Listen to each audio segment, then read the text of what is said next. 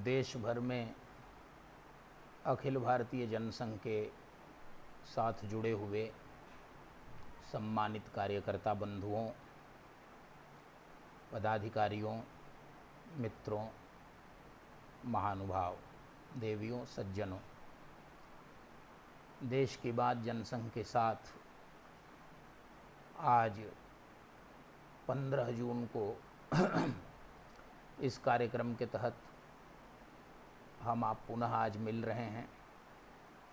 देश के लिए आज एक महत्वपूर्ण दिवस है। पिछले वर्ष 15-16 जून की रात्रि में ही पड़ोसी देश चीन के सैनिकों ने हमारी सीमा में घुसकर गलवान घाटी में और हमारे सैनिकों पर आक्रमण किया था, जिसका मुंहतोड़ जवाब हमारे देश के बहादुर सैनिकों ने दिया था।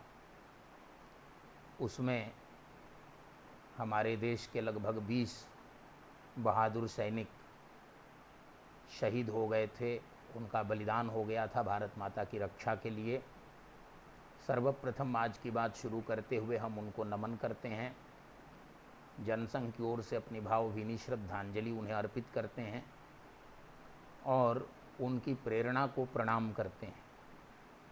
राजनैतिक दल भी सैनिकों की तरह ही देश के लिए, देश की सीमाओं के लिए, देश के सीमाओं के अंदर और बाहर उसकी सुरक्षा के लिए और देश के विकास के लिए सक्रिय होते हैं।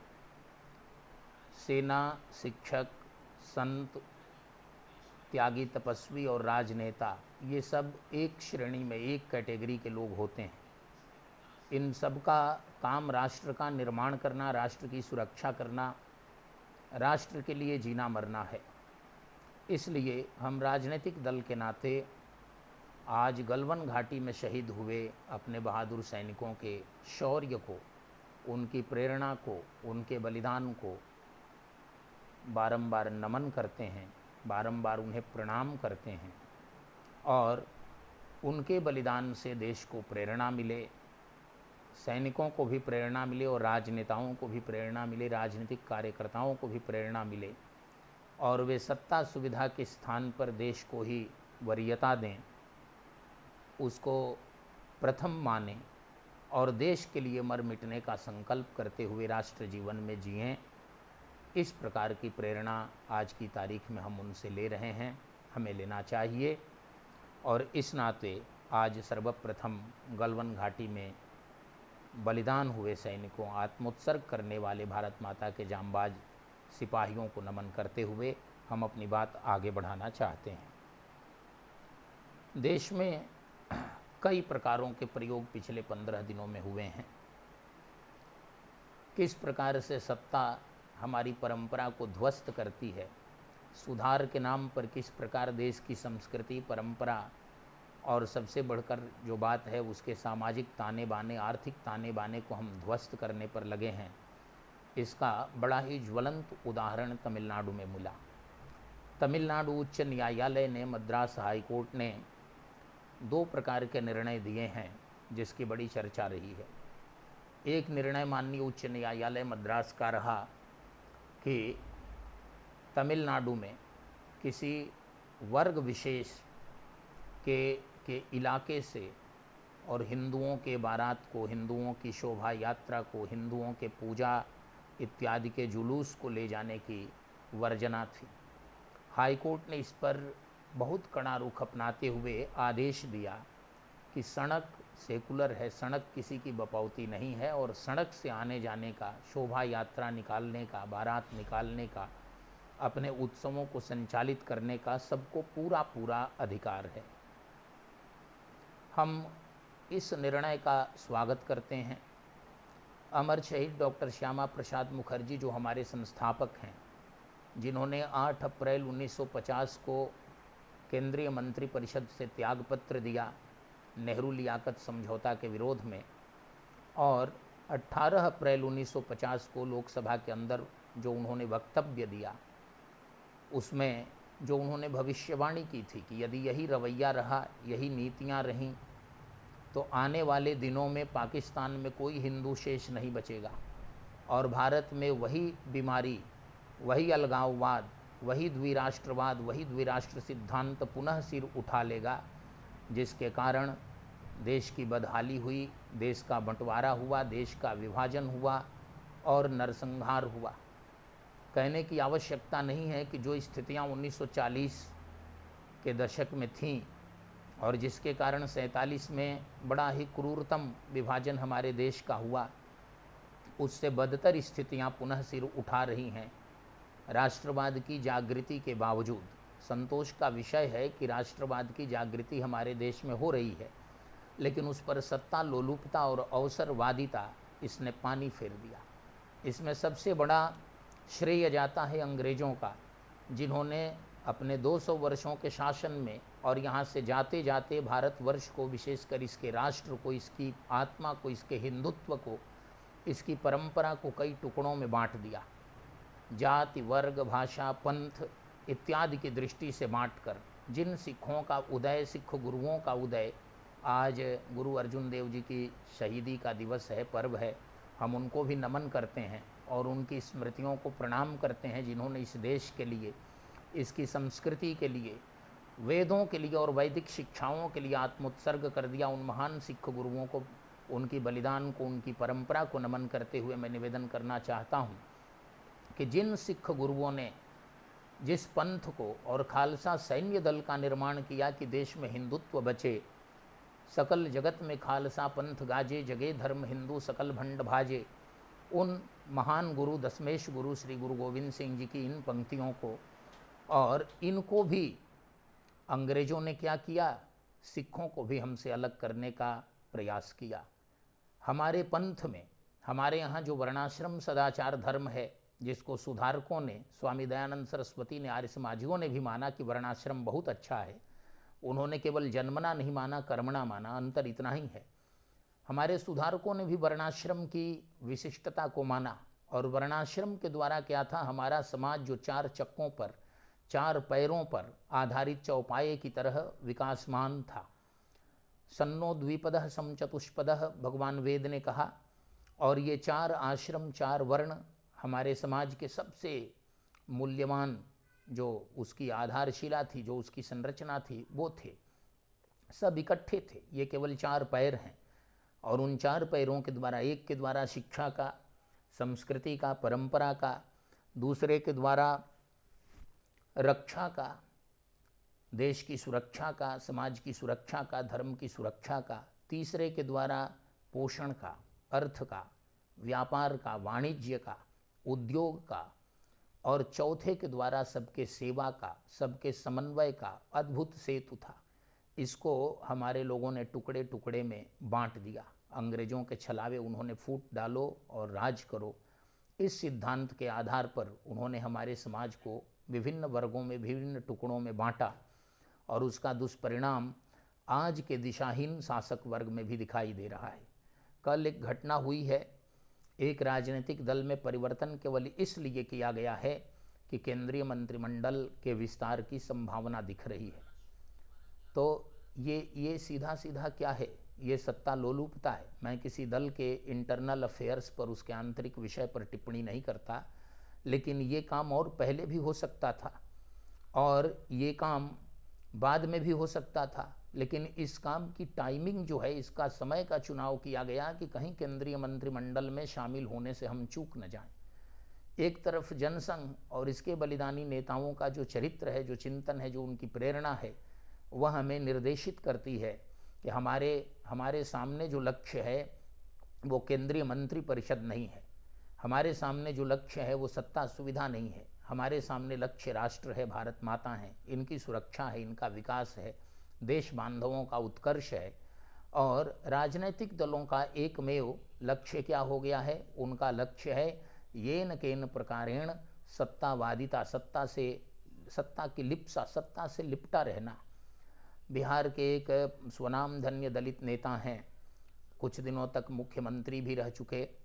उस काल में उन्हें बीजेपी का समर्थन था, बाद में वो आरजेडी में गए, फिर इस समय जेडीयू के साथ हैं।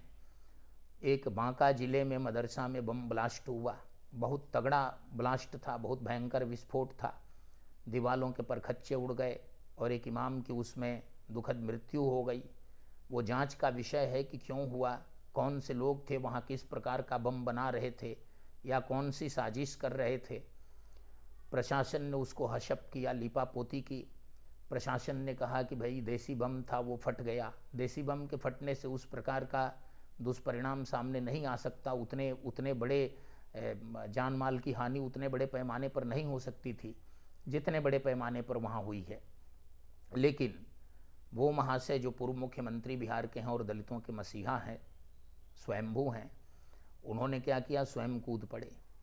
इधर बंगाल से लेकर बिहार से लेकर कुछ स्थानों में दलित हिंदुओं पर, अब मजबूरी है इस समय की पॉलिटिकल टर्मिनोलॉजी के कारण दलित हिंदू कहना पड़ रहा है, दलित हिंदुओं के ऊपर जिस प्रकार के अत्याचार हो रहे हैं और जिस प्रकार की दुर्घटनाएं हुई हैं उसको देखकर बड़ा ही अजीब लग रहा है। स्थिति ऐसी है कि पता नहीं ये सारे लोग जो हैं आंखें मूंद कर क्यों हैं।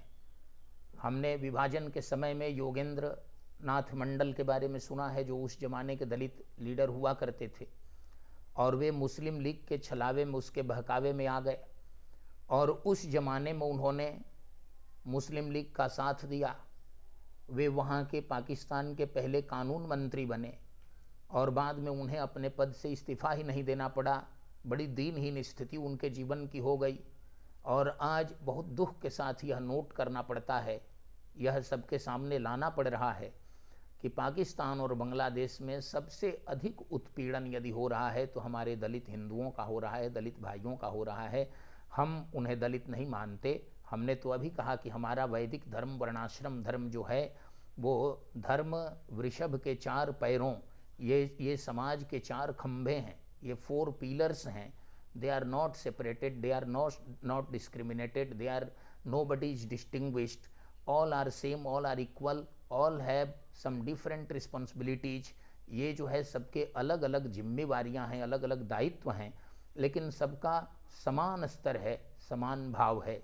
इस भाव को लाने के लिए और इसी भाव के आधार पर राम राज्य की स्थापना हो सकती है, उस भाव को इस देश में प्रकट करने के लिए जनसंघ प्रयासरत है, जनसंघ प्रयत्नशील है।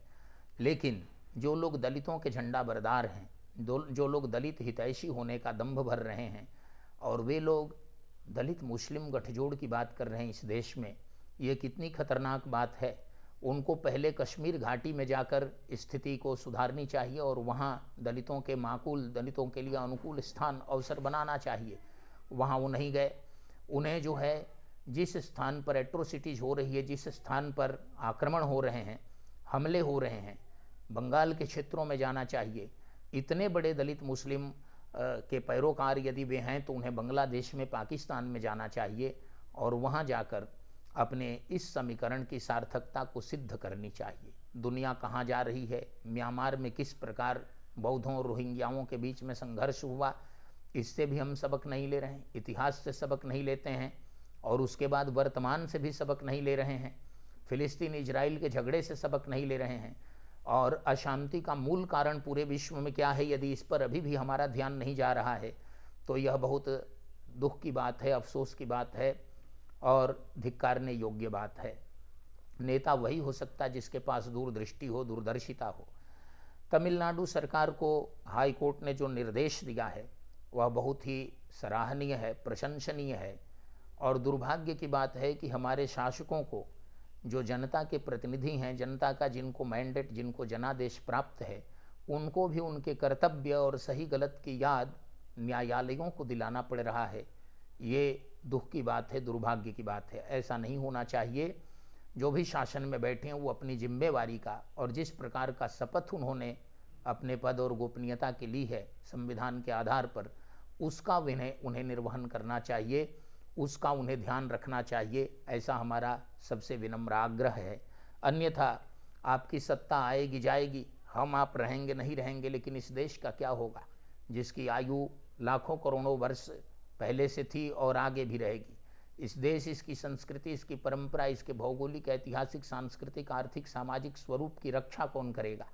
इस रक्षा करने के लिए राजगद्दी है, इस रक्षा करने के लिए आपका शासन है, इस रक्षा के लिए आपको इतनी पद प्रतिष्ठा और सुख सुविधाएं प्राप्त हैं। और आप इसी पर कुठाराघात कर रहे हैं। यह कितनी आपत्ति की बात है, यह कितना दुर्भाग्य का विषय है। इस पर राजनेताओं को चिंतन करना चाहिए। अंग्रेजों से प्रेरित जो इतिहास के डिस्टॉर्शंस हैं, जो उसकी विकृतियां हैं, वो हमारे सामने और दिखाई दे रही हैं। अभी तमिलनाडु सरकार का एक दूसरा निर्णय आया। मैं उसके पहले हाईकोर्ट के एक और फैसले का जिक्र यहाँ कर लूँ।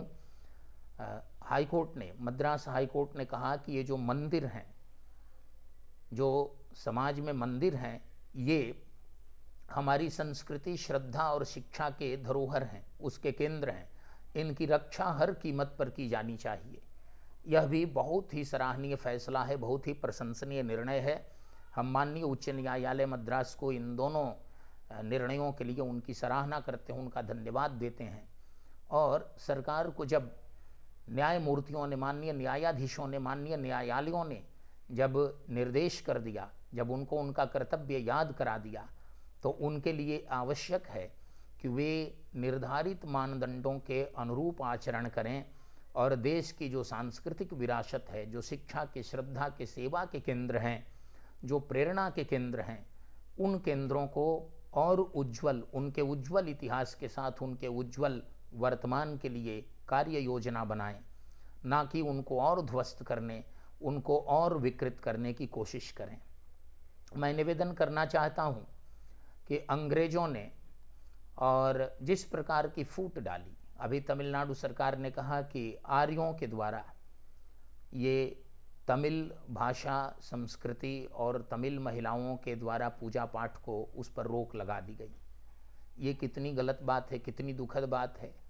आप किनको आर्य कह रहे हैं? क्या वेदों का प्रचार दक्षिण भारत में नहीं है? क्या तमिलनाडु भारत से अलग है? बिल्कुल नहीं है। क्या 4 धाम पूरे देश मिला करके नहीं होते? चारों धाम चारों दिशाओं में होते हैं कि नहीं होते? इसमें कहाँ आर्य, कहाँ द्रविड़ की बात आती है? अलग अलग प्रांत हैं, अलग अलग उनकी सभ्यताएं हैं, अलग अलग उनके ओरिजिन हैं, अलग अलग उनकी भाषाएं हैं, लेकिन सबके बाद, इस विविधता के बाद भी एकता है। और उस एकता की सबसे बड़ी कड़ी क्या है? वो वेद हैं, वो संस्कृत भाषा है।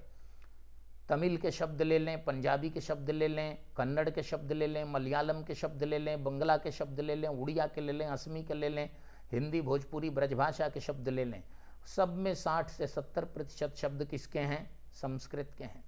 और बाकी शब्द जो हैं वो थोड़े अपभ्रंश हैं। बाद में कुछ मुगल काल, हूण शक इत्यादि के बाद अंग्रेजों के काल आते आते कुछ विदेशी शब्द उसमें जुड़ गए हैं।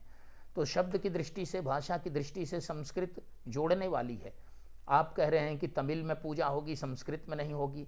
संस्कृत में हमारे आसेतु, हिमालय से लेकर और कटक से अटक तक पूरे देश में, यहाँ तक कि देश के बाहर के जो आर्यावर्त के भूभाग हैं, जो भारतवर्ष की संस्कृति से अनुप्राणित क्षेत्र हैं, उन सब में क्या होता है? उन सब में, उस दशा में संस्कृत के आधार पर उनके सारे कर्मकांड होते हैं। मैं देखता हूँ बिहार में पितृतीर्थ है गया धाम। गया में पूरे विश्व के सनातनी आते हैं, हिंदू श्रद्धालु आते हैं, और अन्य धर्मों के लोग भी, अन्य पंथों के लोग भी, अन्य देशों के लोग भी आते हैं, अन्य संस्कृतियों के लोग भी आते हैं पिंडदान करने। क्या वे भोजपुरी में, क्या वे मगही में पिंडदान करते हैं? ये तो गलत है। वहाँ भी पिंडदान होता है, तो वो पिंडदान संस्कृत में होता है। तो इसलिए पिंडदान से लेकर, जन्म से लेकर मरण तक सारे संस्कार हमारे संस्कृत में हो रहे हैं। संस्कृत हमारी साझी विरासत और साझी संस्कृति का, हमारे पूरे देश की एकता का सबसे बड़ा साधन है, सबसे बड़ा माध्यम है, सबसे बड़ा मंत्र है।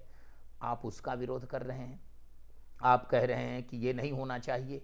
आप कह रहे हैं कि तमिल में पूजा होनी चाहिए। तमिल में पूजा बिल्कुल हो, तमिल की पढ़ाई बिल्कुल हो, तमिल की हो, कन्नड़ की हो, मलयालम की हो, बंगला की हो, असमी की हो, उड़िया की हो, भोजपुरी की हो, मैथिली की हो, ब्रजभाषा की हो, अंगिका, वज्जिका, सब जितनी बोलियां हैं वो भारत माता के आंगन में आगे बढ़ें, उनकी अवश्य हो। लेकिन सबकी ओरिजिन, जो सबकी जननी है, संपूर्ण भाषाओं की जननी है, उस संस्कृत से हेट करके, उससे घृणा करके तमिल या बाकी क्षेत्रीय भाषाएं हटेंगी कहाँ, बचेंगी कहाँ? इस पर विचार करना चाहिए। और जो तमिलनाडु के महापुरुष हुए हैं और जो कवि हुए हैं, जिन्होंने भारत माता के गीत गाए हैं, उन पर विचार करना चाहिए, उनके चिंतन को देखना चाहिए और उनके आधार पर तमिल संस्कृति को अपनाना चाहिए। महिलाओं के द्वारा पूजा कराने से दलितों के द्वारा पूजा कराने से कोई नई संस्कृति उपज जाएगी, ऐसा नहीं है। लेकिन हमारी संस्कृति के ऊपर और एक ये धब्बे लग रहे हैं। साहब, राजनीतिज्ञों को पूजा पाठ में पढ़ने की आवश्यकता क्या है? इसके लिए बाकायदा एक धर्म क्षेत्र है, साधु संत हैं, महात्मा हैं, आचार्य हैं, और सनातन धर्म के सर्वोच्च आचार्य भगवान शंकराचार्य हैं। उनका यह कर्तव्य है, वो तय करेंगे कि कहाँ पूजा किस प्रकार से होगी। शासन को उसमें हस्तक्षेप करने की आवश्यकता क्या है? जब सेकुलर देश है, सेकुलर संविधान है, आप दूसरे वर्णों, दूसरे पंथों के काम में हस्तक्षेप नहीं करते, उनके मदरसों में हस्तक्षेप नहीं करते, गिरजाघरों में हस्तक्षेप नहीं करते, और हिंदुओं के यहाँ बार बार हस्तक्षेप कर रहे हैं। क्या इरादा है आपका? आप हिंदुओं में आपस की फूट को और बढ़ाना चाहते हैं। जो जातीय प्रेम था उसको जातीय द्वेष में अंग्रेजों ने और उनके मानस पुत्रों ने इस देश में फैला दिया, उसको आप और पुष्पित पल्लवित करना चाहते हैं। उससे क्या होगा? इस समाज के टुकड़े होंगे, और जब समाज के टुकड़े होंगे तो देश की एकता अखंडता के ऊपर प्रश्न चिन्ह खड़ा होगा। इस तरफ आपका ध्यान क्यों नहीं है? आप पाकिस्तान में शासन नहीं कर सकते, आप बांग्लादेश में शासन नहीं कर सकते। आप शुक्र मनाइए इस देश का, इस समाज का, हिंदुओं का, कि हिंदुओं को ही फूट डाल करके, हिंदुओं को ही तोड़ करके आप हिंदुओं के ऊपर शासन कर रहे हैं और उनकी धार्मिक आस्थाओं के साथ खिलवाड़ कर रहे हैं। क्या राम सेतु तमिलनाडु में नहीं है? क्या वाल्मीकि रामायण में, क्या महाभारत में तमिल का, तमिल संस्कृति का वर्णन नहीं है? सबका सब जगह है। इस भ्रम में, इस गफलत में, इस भुलावे में पड़ने की आवश्यकता नहीं। यह पूरा देश एक था, पूरा देश एक है, पूरा देश एक रहेगा। देश के जो भाग हमसे कटे हैं उनको वापस लेने के लिए प्रयास करना है, और इसलिए प्रयास करना है कि जो लोग कट गए हैं वे ठीक से अपने को चला नहीं पा रहे हैं। वहाँ घोर अशांति है, वहाँ घोर अराजकता है, और यहाँ कई विदेशी तत्वों के लगे रहने के बावजूद इस देश में बड़ी शांति है, यहाँ विकास है, यहाँ कोई किसी का दुश्मन नहीं है, यहाँ कोई नस्लीय भेदभाव नहीं है। ये जितने दुष्प्रचार हो रहे हैं वो विदेशी मीडिया और वेस्टेड इंटरेस्ट स्वार्थी तत्वों के द्वारा हो रहे हैं। इस पर लगाम लगाने की ज़रूरत है, और इसलिए राजनीति में दल बदलुओं से बचकर रहना है। उनके लिए सत्ता सबसे मुख्य है, वे सत्ता के लिए कुछ भी कर सकते हैं। कांग्रेस के एक नेता ने अभी बयान दिया, उनका अनौपचारिक ऑफ द लाइन स्टेटमेंट है किसी पाकिस्तानी पत्रकार के साथ बातचीत में, कि हम सत्ता में आएंगे तो कश्मीर की स्थितियां पहले की तरह कर देंगे। यह कितना दुर्भाग्यपूर्ण बयान है। क्या सत्ता के लिए, क्या वोट के लिए ऐसे बयान दिए जाने चाहिए? क्या ऐसी मानसिकता रखनी चाहिए? क्या ऐसे लोगों को चिन्हित करने की आवश्यकता नहीं है? बंगाल में इतने उपद्रव हुए, 2-3 महीने पहले टीएमसी छोड़कर बीजेपी में आने वाले लोगों का तांता लगा था, और मीडिया खूब चटखारे लेकर और उनकी जयघोष में लगी हुई थी। आज वे सब वापस हो रहे हैं, रिट्रैक्ट, उनकी रिट्रीट हो रही है, वो वापस जा रहे हैं। क्या मतलब इसका? कोई सिद्धांत भी बचा है? आप पब्लिक लाइफ में हैं, आपका चेहरा हर जगह एक समान दिखे, आपकी छवि एक समान रहे, विश्वसनीय रहे, लेकिन क्या इन राजनीतिज्ञों की विश्वसनीयता बची है? और दुर्भाग्य की बात है कि जो जितने अविश्वसनीय हैं, जितने डिफैक्टर्स हैं, जितने दल बदलू हैं, जितने विचार बदलने वाले हैं, वही सत्ता में छाए हुए हैं। यह परिस्थिति भी बहुत जल्दी बदलने वाली है, यह परिस्थिति रहने वाली नहीं है। इसलिए इस पर भी हमको ध्यान देना चाहिए। और मैं निवेदन करना चाहता हूँ, एक और घटना है, पिछले वर्ष इसी दिन सुशांत सिंह राजपूत नामक एक अभिनेता की हत्या हुई थी, और बाद में सीबीआई ने उसकी जांच को लिया। आज 1 साल हो गए सीबीआई, ऐसे कई मामले इस देश में हैं जिसकी जांच सीबीआई कर रही है, लेकिन आज तक किसी निष्कर्ष पर नहीं पहुंच सकी। सीबीआई की जांच की विश्वसनीयता धीरे धीरे गौण हो रही है। इस देश में जितने अपराध हैं, और उस अपराध की तह तक जाने के लिए जो प्राइम एजेंसी है, जो प्रीमियर एजेंसी है, जांच एजेंसी है, सबसे बड़ी जांच एजेंसी है, उसको उस पर पहल करनी चाहिए। और पहल करके सबसे बड़ी बात है, इस घटना का जिक्र इसलिए करना उचित है कि मुंबई में और विशेषकर फिल्म सिटी में अपराधियों का, समाज विरोधियों का, राष्ट्र विरोधियों का, स्मगलरों का, तस्करों का और राजनेताओं का, अभिनेताओं का एक सुंदर नेक्सस, एक सुंदर गठजोड़ बना हुआ है। उस पर कुठाराघात पिछले वर्ष लगा कि हो जाएगा, पिछले वर्ष लगा कि सही और गलत आमने सामने आ जाएंगे, पिछले वर्ष लगा कि दूध का दूध, पानी का पानी हो जाएगा, लेकिन एक वर्ष के बाद भी और सीबीआई इस नतीजे पर नहीं पहुंच रही है। यह दुर्भाग्यपूर्ण है। जो भी गलत लोग मुंबई फिल्म सिटी में काम कर रहे हैं, जहां के गलत पैसे उसमें लग रहे हैं, और वहाँ से गलत राजनीति, इस देश को, समाज को तोड़ने की राजनीति और फिल्मों के द्वारा हमारे समाज को अस्थिर करने की, उनको भटकाने की, हमारी परंपराओं को लांछित करने की जो राजनीति चल रही है उसका पर्दाफाश होना चाहिए और गलत लोगों को दंड दिया जाना चाहिए, ऐसा आवश्यक है। इसलिए हमने इसका भी उल्लेख यहाँ करना उचित समझा। सुधारकों में हमारे यहाँ वैष्णव हुए, वैष्णव आचार्य हुए, उन्होंने सुधार की, दलितों को पुजारी बनाया, महिलाओं को आगे लाए। पहले से भी थीं, लेकिन कुछ लोगों को कालक्रम से लगा कि ये ठीक नहीं है और लोगों को लाना चाहिए, उन्होंने लाए। आर्य समाज के बंधु लाए, एक से एक रिफॉर्मर्स इस सोसाइटी में हुए, एक से एक सुधारक हुए। सिख गुरुओं ने भी सुधार किए, गुरु नानक देव जी ने अलग से सुधार किया और वो सुधार चलते चलते दशमेश गुरु तक एक अलग रूप ले लिया। ये सब किसके लिए थे? ये समाज को समरस बनाने के लिए थे, ये समाज को सुरक्षित करने के लिए ये थे, ये समाज को सुदृढ़ करने के लिए थे, ना कि समाज को तोड़ने के लिए थे, ना कि समाज के ऊपर आघात पहुंचाने के लिए थे। इसलिए सुधार के नाम पर राजनेता सावधान हो जाएं। जितने सुधार पहले के सुधारकों ने कर लिए हैं उससे अधिक सुधार की अब कोई गुंजाइश नहीं है। इसलिए आपको सुधार करने की ज़रूरत नहीं है। आप अपने चरित्र में सुधार करें, आप शासन की व्यवस्था में सुधार करें, आप बदमाशों से और गलत जो दो नंबर की मनी है, जो धन है, उससे आप अपने को दूर करें।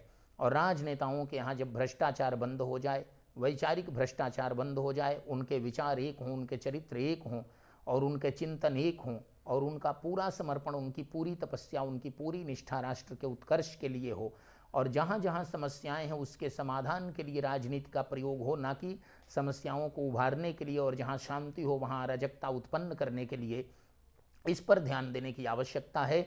देश में अराजक तत्व तेजी से बढ़ रहे हैं और उसके समाधान के लिए सशक्त राष्ट्रवादी संगठन की आवश्यकता है।